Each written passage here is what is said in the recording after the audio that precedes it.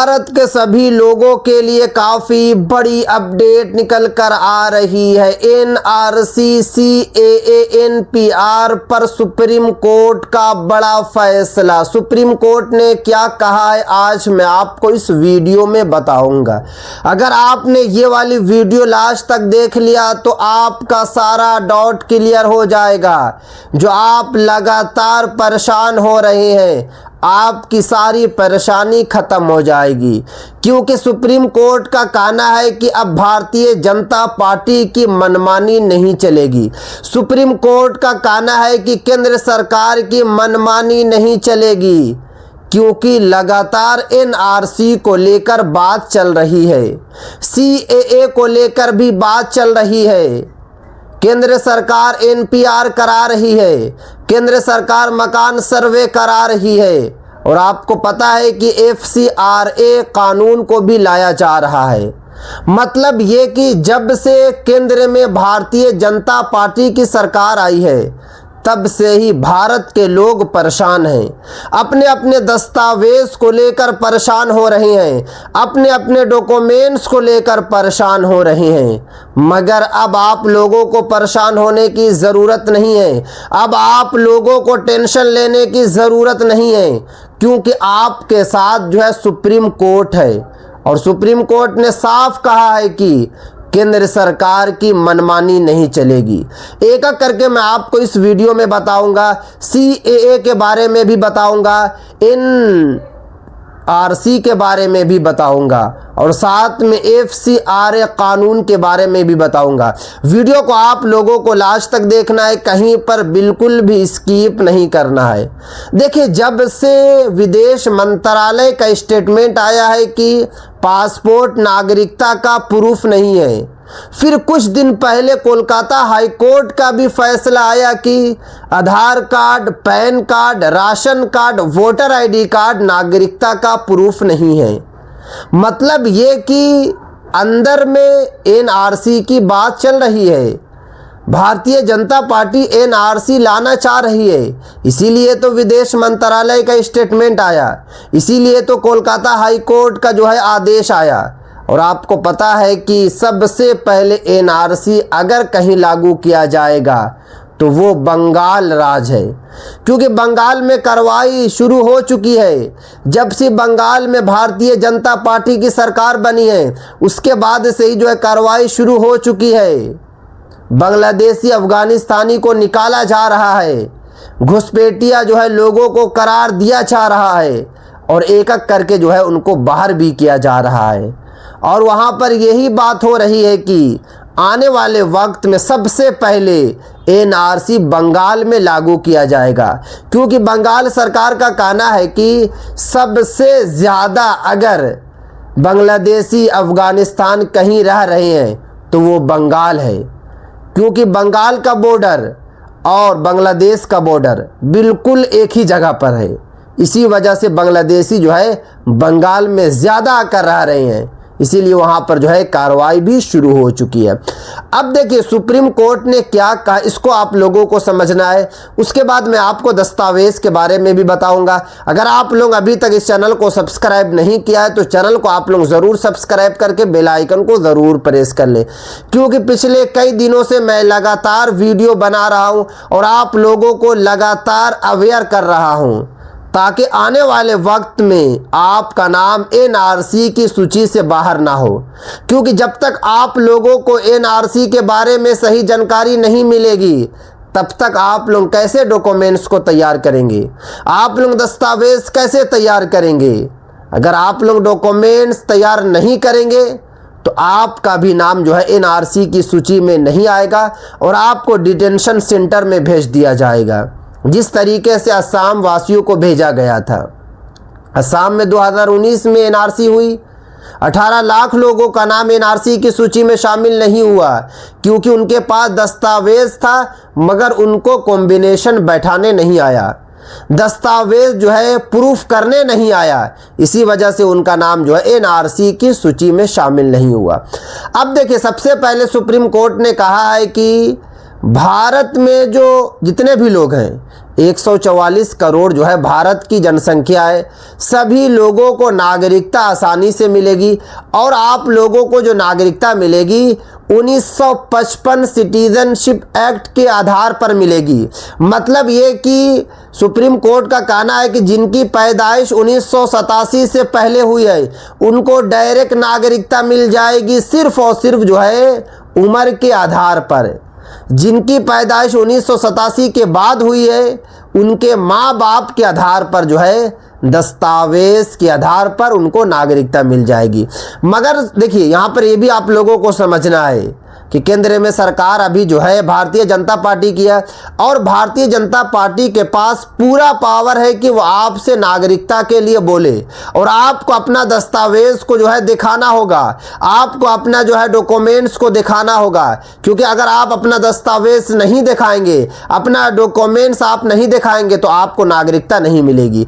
क्योंकि 2003 citizenship act में साफ साफ लिखा हुआ है जिसकी भी केंद्र में सरकार होगी उसके पास अधिकार होगा कि वो आपसे बोले और आपको जो है नागरिकता का प्रूफ दिखाना हो। देखिए सुप्रीम कोर्ट ने कहा है कि सरकार की मनमानी नहीं चलेगी। मतलब ये कि सरकार जो है जबरदस्ती आपका नाम को एनआरसी की सूची से बाहर नहीं कर पाएगा। क्योंकि 12 राज्यों में एसआईआर हुआ, लाखों लोगों का नाम एसआईआर की सूची से बाहर हुआ। क्यों बाहर हुआ? क्योंकि इलेक्शन कमीशन ऑफ इंडिया ने मनमानी किया।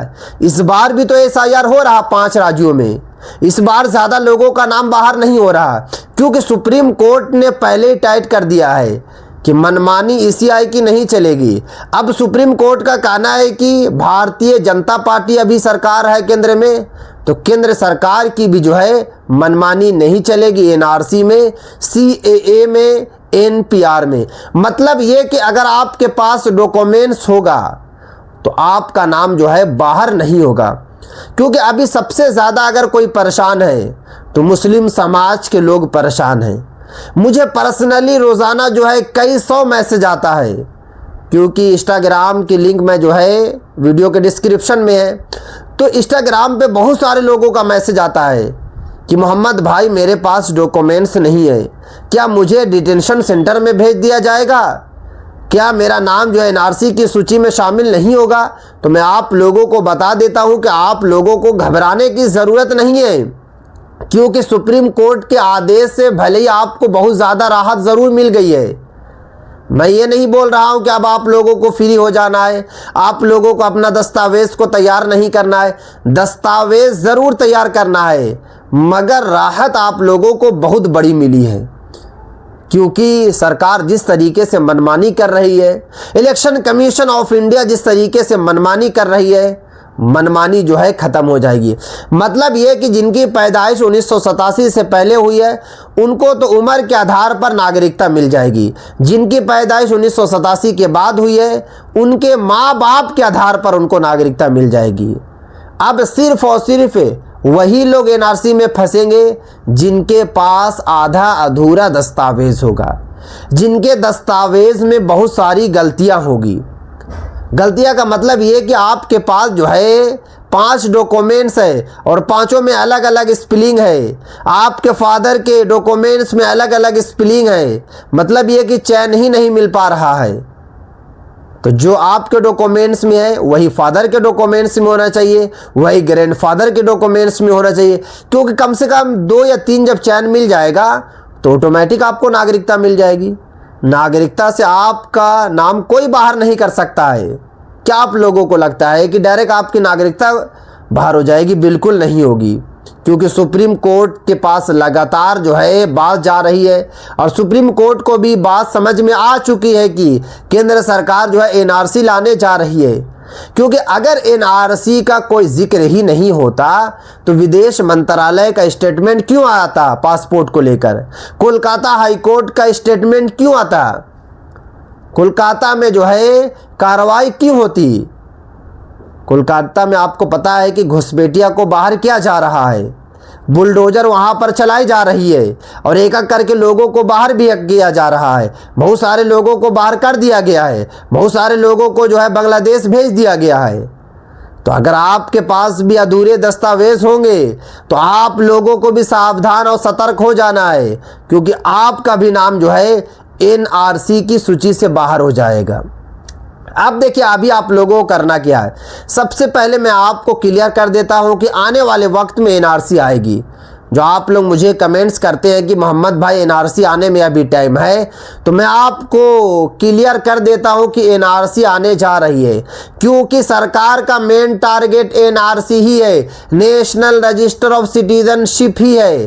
भले ही सरकार जो है 2 साल 3 साल से रुकी हुई है, क्योंकि 2019 से लेकर 2026 चल रहा है, 5 से 6 साल तक जो है सरकार ज़रूर रुकी, मगर अब सरकार नहीं रुकेगी, क्योंकि भारतीय जनता पार्टी को भी पता है कि आने वाला लोकसभा का जो चुनाव है, हो सकता है कि मेरी सरकार नहीं बने, तो लोकसभा चुनाव से पहले ही एनआरसी को करा दिया जाए, और जिनके पास दस्तावेज होगा उनको नागरिकता दे दी जाएगी, और जिनके पास जो है दस्तावेज नहीं होगा उनको नागरिकता नहीं मिलेगी। और अगर आपको नागरिकता नहीं मिली तो आपको दूसरे देश में नहीं भेजा जाएगा। बहुत सारे लोगों को लगता है कि मुझे जो है दूसरे देश में भेज दिया जाएगा। मैं आपसे सवाल पूछता हूं कि आपको कौन एक्सेप्ट करेगा? अगर आपको बांग्लादेश भेजा जाएगा तो बांग्लादेश सरकार आपको एक्सेप्ट करेगी? बिल्कुल नहीं करेगी। भारत जैसे भारत किसी को एक्सेप्ट नहीं कर रही है, तो बांग्लादेश आपको क्यों एक्सेप्ट करेगी? दुबई आपको क्यों एक्सेप्ट करेगी? सऊदी अरबिया आपको एक्सेप्ट क्यों करेगी? आपको कोई एक्सेप्ट नहीं करने वाले हैं। आप भारत में ही रहेंगे, मगर सिर्फ और सिर्फ जो है एक इंसान की तरह रहेंगे। आपकी ज़िंदगी यूं ही गुजरेगी। आपके पासपोर्ट को रद्द कर दिया जाएगा। आपके बच्चे सरकारी स्कूल्स में नहीं पढ़ पाएंगे, क्योंकि जब आपकी पास सिटीजनशिप ही नहीं रहेगी तो आप क्या करेंगे? कुछ नहीं कर पाएंगे। आप अपने वक्त को सिर्फ और सिर्फ गुजारेंगे, और आपकी जब ज़िंदगी निकल जाएगी तो आप मर जाएंगे। बस यही होगा, सबके साथ यही होगा जिनका नाम एनआरसी की लिस्ट में नहीं आएगा। तो इसीलिए आप लोग सीरियसली हो जाइए और अपने अपने जो है दस्तावेज को तैयार कर लीजिए। और जो आप लोगों के लिए बड़ी राहत की बात है कि आपके साथ सुप्रीम कोर्ट है, और सुप्रीम कोर्ट ने तो कम से कम आपके हक में बोला। सुप्रीम कोर्ट ने कम से कम सुनवाई तो किया। सुप्रीम कोर्ट ने कम से कम जो है आपके साथ खड़ा तो हुआ। सुप्रीम कोर्ट ने बहुत बड़ी बात कही है कि सरकार की मनमानी नहीं चलेगी। इससे देखिएगा केंद्र सरकार जो है अगर एनआरसी भी कराएगी तो बहुत ही सलीके से एनआरसी कराएगी। उन्हीं लोगों का नाम को बाहर किया जाएगा जिनके पास आधा अधूरा दस्तावेज है। और मैं अगर रेशियो की बात करूं तो बहुत सारे ऐसे लोग हैं जिनके पास आधे अधूरे दस्तावेज हैं, और मुस्लिम भाइयों के पास तो ज़्यादा आधे अधूरे दस्तावेज हैं, क्योंकि सबसे ज़्यादा अगर टेंशन फ्री अभी हैं तो वो मुस्लिम समाज हैं। भले आपको लगता होगा कि हर जगह बुलडोजर चल रही है, हर जगह मुसलमानों को सताया जा रहा है, हर जगह मुसलमानों को परेशान किया जा रहा है, मुसलमानों के लिए नया नया कानून लाया जा रहा है, मुसलमान तो टेंशन में होंगे। मगर नहीं, मुसलमान टेंशन नहीं लेते हैं, मुसलमान फ्री रहते हैं। मुसलमान इतना कमाते हैं कि उनका वक्त जो है गुजर जाए। इसीलिए तो मुसलमानों के बच्चे एजुकेशन के मामले में भी बहुत पीछे हैं। आप जाकर देख सकते हैं कि आईएएस और आईपीएस कितने लोग बन रहे हैं। यूपीएससी में अगर 1000 बच्चे जो है क्वालिफाई कर रहे हैं, 1100 क्वालिफाई कर रहे हैं, तो मुस्लिम समाज के लोग सिर्फ और सिर्फ मुस्लिम के बच्चे सिर्फ और सिर्फ जो है 50 से 54 रह रहे हैं। मुसलमानों की आबादी 20% से ज़्यादा भारत में, तो कम से कम 100 बच्चे तो होना चाहिए यूपीएससी में, मगर 100 कहाँ हैं? यहाँ तो 54 ही बच्चे हैं। 2025 वाला जो लिस्ट है उसमें 55 बच्चे हैं। तो मुसलमानों को आगे बढ़ना होगा। मुस्लिम समाज के लोगों को अपने बच्चों को अच्छी तालीम देना होगा, अच्छी एजुकेशन आपको देना होगा, क्योंकि एजुकेशन के साथ ही जो है आपके बच्चे सरवाइव कर पाएंगे, आपके बच्चे अपनी ज़िंदगी को सही तरीके से गुजार पाएंगे। वरना जिस तरीके का वक्त आने जा रहा है, ये आप लोग मत सोचिए कि अभी भारतीय जनता पार्टी है तो हम ज़्यादा परेशान हैं। कांग्रेस आएगी तब भी आप परेशान रहेंगे। अगर आपके बच्चे अच्छे तालीम नहीं लेंगे, अगर आपके बच्चे जो है अच्छे तरीके से ज़िंदगी नहीं गुजारेंगे, हायर एजुकेशन नहीं लेंगे, तो ज़िंदगी जो है यूं ही गुजरती जाएगी। तो ये थी आज की काफ़ी इम्पोर्टेंट वीडियो पूरे भारत के लोगों के लिए, खास करके मुस्लिम समाज के लोगों के लिए। तो इस वीडियो को ज़्यादा से ज़्यादा शेयर करें, जितना हो सके इस वीडियो को शेयर करें, सभी तक ये वाली वीडियो को ज़रूर पहुँचाएँ।